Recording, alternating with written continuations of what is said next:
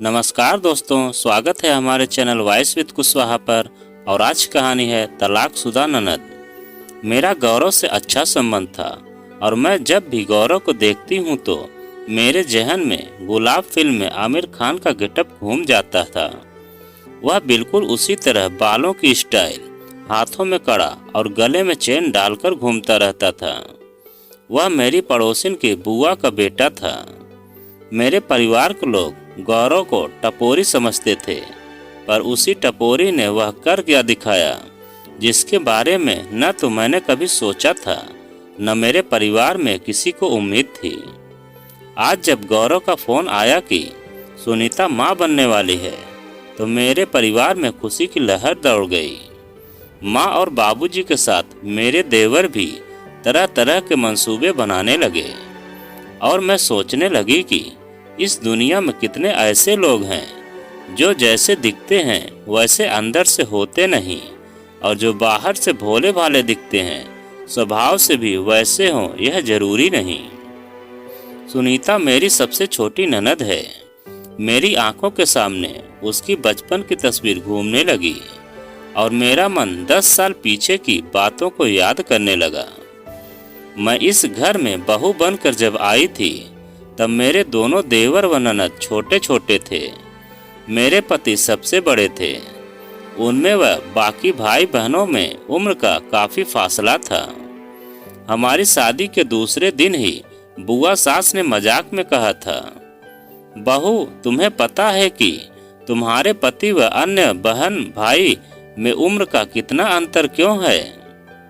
तुम्हारे पति के जन्म के बाद मेरी भाभी ने सोचा थोड़ा आराम कर लिया जाए, और इतना कहकर वह जोर का ठहाका मारकर हंस पड़ी। नई नई भाभी पाकर मेरे छोटे छोटे देवर तो मेरे आगे पीछे चक्कर काटते और मेरा आंचल पकड़कर घूमते रहते थे।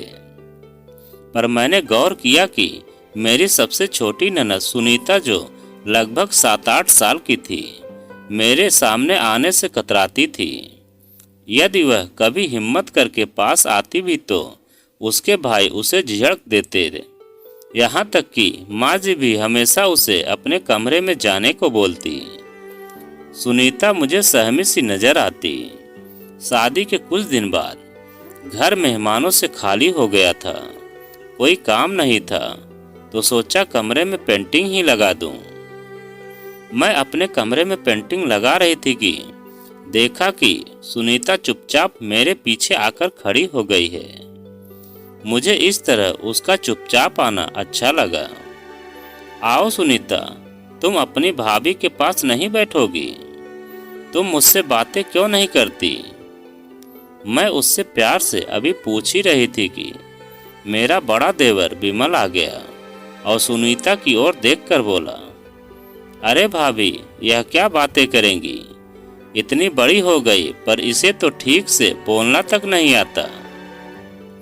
विमल ने बड़ी आसानी से यह बात कह दी। मैंने देखा कि सुनीता का खिला चेहरा बुझा सा गया। मैंने सोचा कि इस बारे में विमल को कुछ नसीहत दूं, पर तभी माँ जी मेरे कमरे में आ गई और आते ही उन्होंने भी सुनीता को डांटते हुए कहा, तू यहाँ खड़ी खड़ी क्या कर रही है? जाकर पढ़ाई कर। सुनीता अपने मन के सारे अरमान लिए चुपचाप वापस अपने कमरे में चली गई। उसके जाने के बाद माँ जी बोली, देखो बहू, मैंने तुम्हारे लिए यह सूट खरीदा है।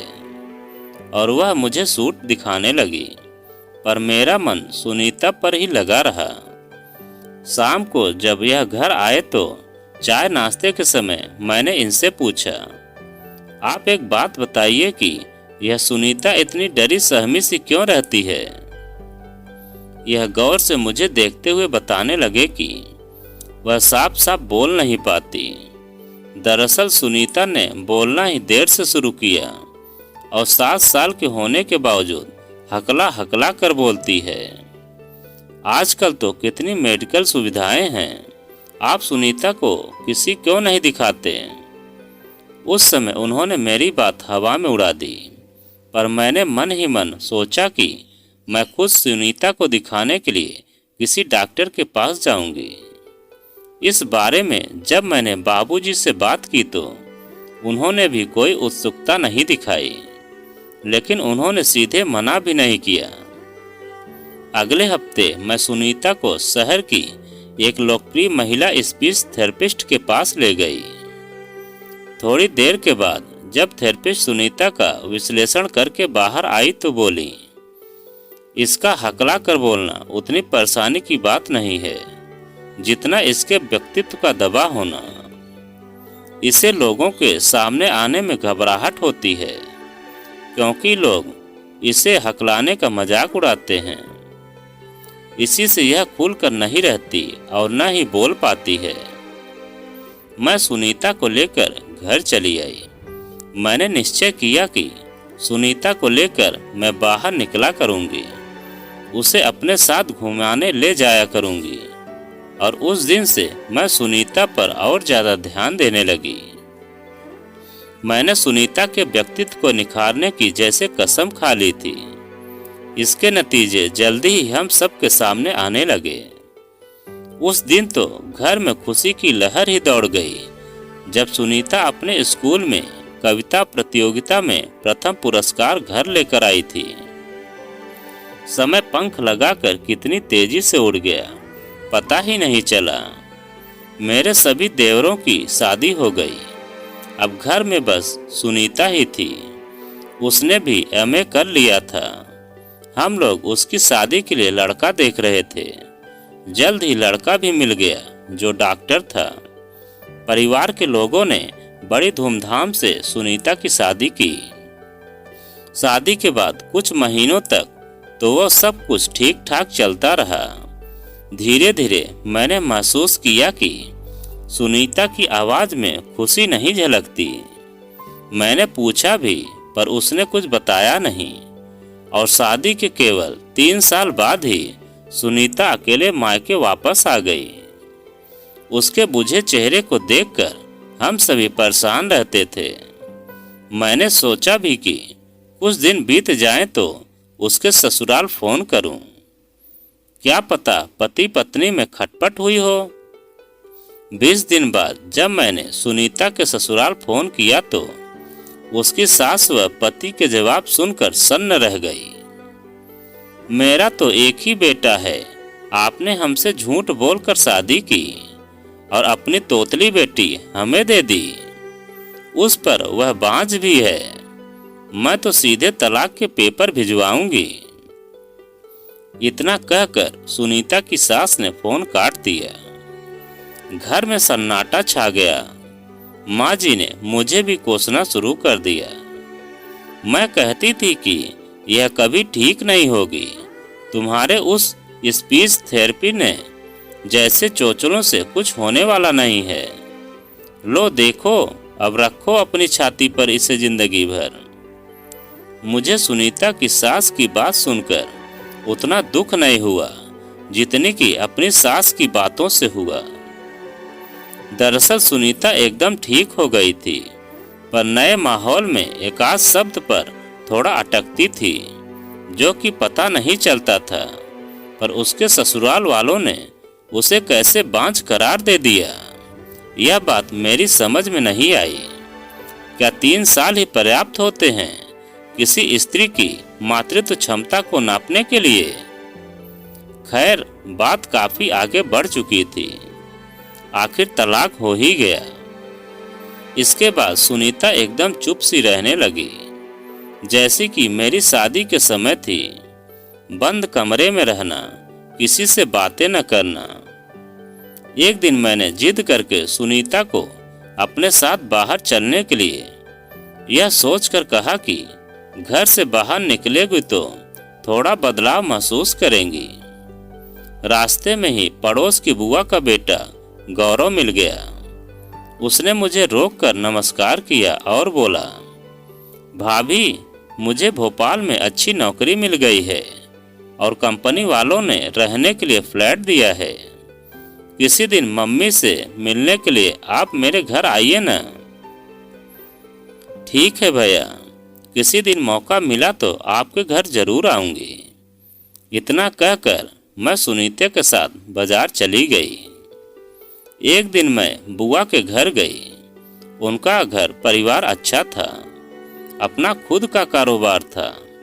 मैंने बातों ही बातों में बुआ से सुनीता का जिक्र किया तो वह बोल पड़ी, अरे उस बच्ची की अभी उम्र ही क्या है, कहीं दूसरी शादी करा दे तो ठीक हो जाएगी।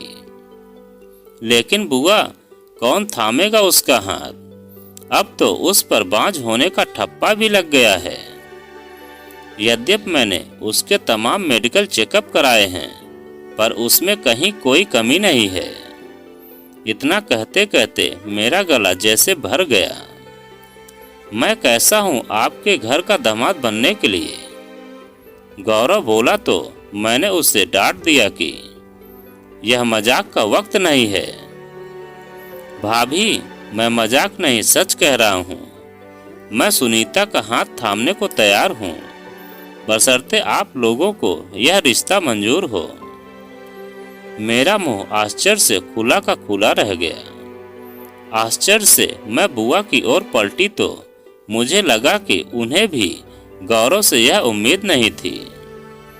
थोड़ी देर रुक कर वह बोली, मैं घूम घूम कर समाज सेवा करती हूँ, और जब अपने घर की बारी आई तो पीछे क्यों हटूं? फिर जब गौरव को कोई एतराज नहीं है तो मुझे क्यों होगा? गौरव मेरी ओर मुड़कर बोला, भाभी, जहाँ तक बच्चे की बात है तो इस दुनिया में सैकड़ों बच्चे अनाथ पड़े हैं। उन्हीं में से किसी को अपने घर ले आएंगे और उसे अपना बच्चा बनाकर पालेंगे। गौरव के मुंह से ऐसी बातें सुनकर मुझे सहसा विश्वास ही नहीं हुआ। जिसकी पहचान हम उसके पहनावे से कर रहे थे वह तो बिल्कुल अलग ही निकला, और जो सूट टाई के साथ जेंटलमैन बने घूमते फिरते हैं वह कितने खोखले निकले। मेरे मन से गौरव के लिए सैकड़ों दुआएं निकल पड़ी। मेरा रोम रोम पुलकित हो उठा था। मुझे टपोरी ड्रेस में भी गौरव किसी राजकुमार की तरह लग रहा था। घर आकर मैंने यह बात परिवार के दूसरे लोगों को बताई तो सब इसके लिए तैयार हो गए, और फिर जल्दी ही सुनीता की शादी गौरव के साथ कर दी गई। शादी के साल भर बाद ही वे दोनों अनाथ आश्रम जाकर एक बच्चा ले आए, और आज जब सुनीता खुद मां बनने वाली है तो मेरा मन खुशी से झूम उठा है। मैंने गौरव से फोन पर बात की और उसे बधाई दी तो वह कहने लगा कि भाभी, हम माँ बाप तो पहले ही बन चुके थे, पर बच्चों से परिवार पूरा होता है ना। बेटी तो हमारे पास पहले से ही है, अब जो भी होगा उसे लेकर कोई गिला शिकवा नहीं रहेगा, क्योंकि वह हमारा ही अंश होगा। गौरव के मुंह से यह सुनकर सचमुच मन भीग सा गया। गौरव ने मानवता की जो मिसाल कायम की है, यदि ऐसे ही सब हो जाए तो समाज में कोई परेशानी ही न आए। यह सोचकर मेरी आंखों में गौरव व उसके परिवार के प्रति खुशी के आंसू आ गए और मैं जोर जोर से रोने लगी। तो दोस्तों, यह कहानी आपको कैसी लगी कमेंट में लिखकर हमें ज़रूर बताएं, और आप अगर हमारे चैनल पर नए हैं प्लीज़ चैनल को सब्सक्राइब करें और वीडियो को एक लाइक ज़रूर करें।